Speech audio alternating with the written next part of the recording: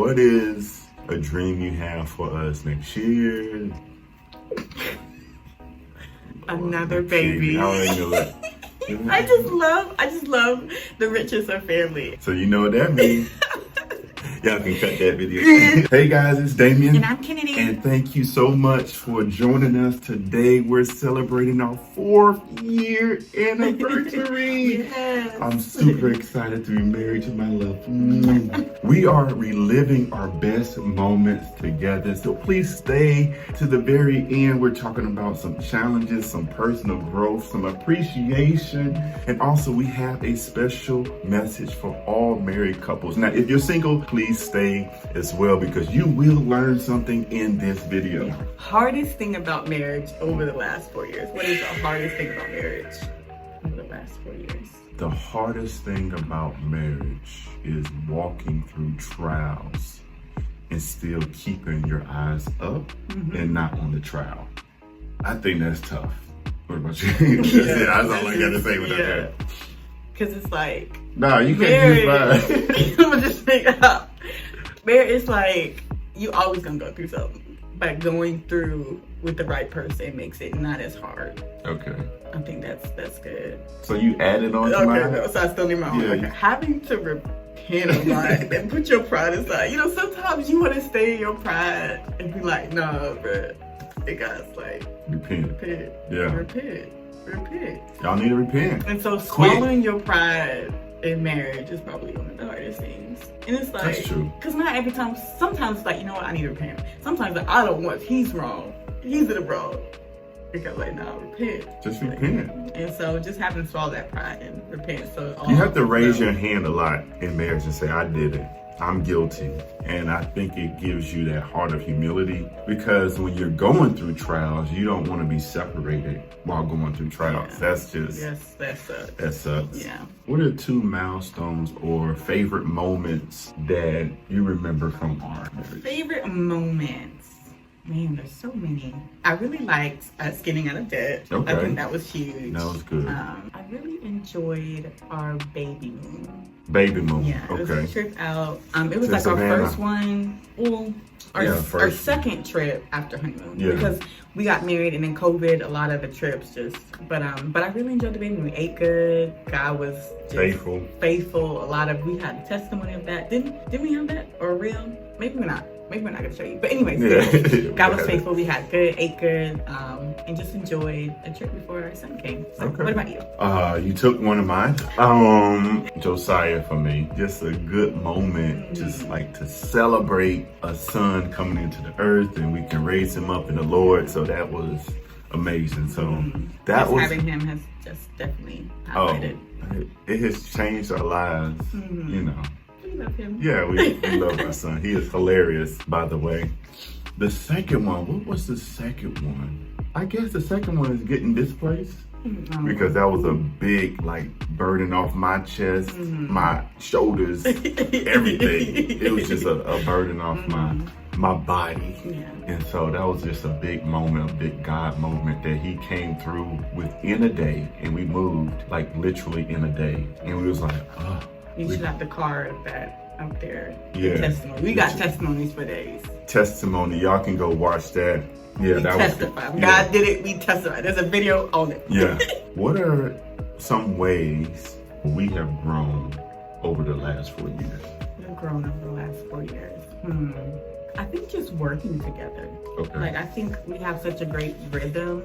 Even especially like with Josiah, we just pick up the slack. Really, yeah, we work together. We know, we're aware, and it's not like, why you ain't do this? Why you ain't do that? But I think we just work well together. And so just understanding your strengths, understanding the things that you like and don't like, and vice versa. And so I think we just come as one, moving as one together to get things accomplished. Okay. What about you? Our faith has grown. Oh, yeah. And the thing is, faith doesn't grow up, it grows down, right? And so we are digging deeper, and I feel it's like when your faith grows down, you really you get shaken, but you're not pulled out from where you're supposed to be. And so I believe our faith has grown deeper and God has said, man, God is real and he's for us. And he be showing up. And he be showing up. Through. And so the question is, are you for God in your marriage? Like, are you for God? He's for you. And the Bible is very clear that, but are you for God? That's good. Woo.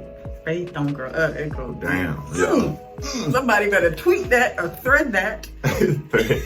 That's a new thread, right? A thread, okay. Share 2, since we're 4 years, you're gonna split it up. Okay. You share 2 appreciations that you have of me, and vice versa, I'll share. Appreciations. Appreciation. I'm from Decatur, Georgia. Appreciate you. I appreciate you, bro. So, appreciations. One appreciation is definitely the mother that you have grown to be.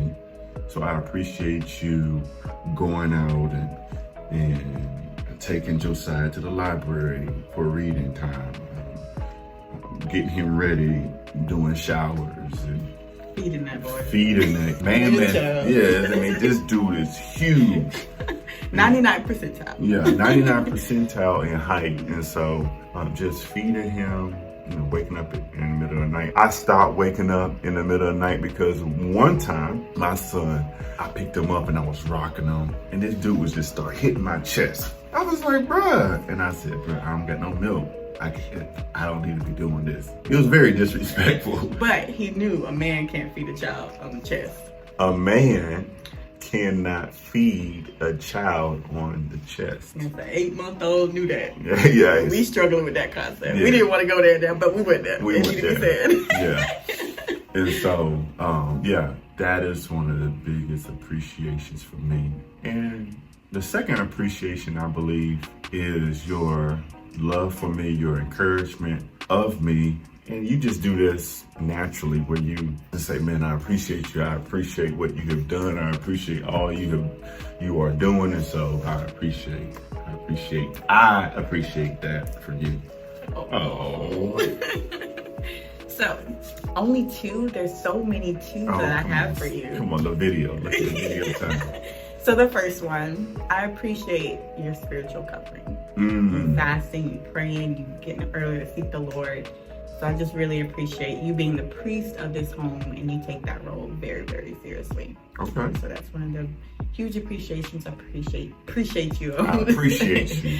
And then you're such a great father to Josiah. And like, I know a lot of these things have incorporated fatherhood and motherhood, but it's so important. Like, so if you're single watching this, it's so important to not only just marry somebody who you think will be a great husband or wife, but someone who will be a great father or mother. And like, I've just loved you even more as a husband in your fatherhood as well, because it creates a great partnership and a good home, a loving home, and a productive home. And so just really appreciate you. You're aware, you know how to take care of Josiah. Like, whenever I need to go out somewhere, you know what he needs to eat, how to change him, when to wrap, and like all these things. So he's alive when you get back. He's alive. Okay. And happy. And, yeah. And so I just really appreciate that, and you're aware and you're hands-on. And so Josiah's blessed to have you. Thank you. Just a kiss me. What is a dream you have for us next year, next 5 years, next 10 years, whatever? What is the dream for us? A dream. Another baby. I know it. I just love the richness of family, and I'm just looking forward to having another Nash in the home. Because you're a great father, like I said. I think your capacity has increased for another one. But just another child. So you know what that means. Y'all can cut that video. My dream is to get out of wilderness.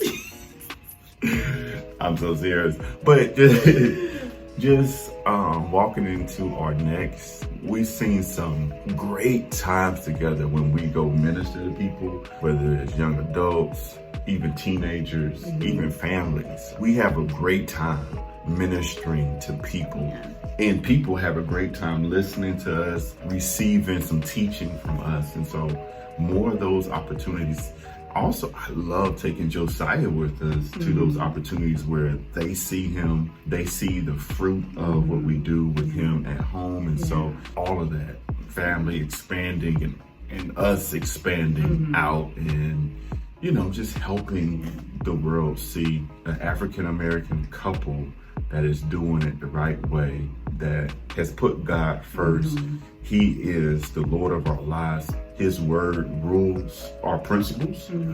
I love all of that. Yeah, that's so good. So we need to increase our tent pegs in every area. So a house. Is that what we're at? A house that we can own. Our own, yeah. I'm grateful for this place. You know, it has been a, what is it, a ram in the bush for us. Yeah, a house that we can have as well. So be praying for that. Yeah, special message. So you want me to go first? Okay, special message for the married couples.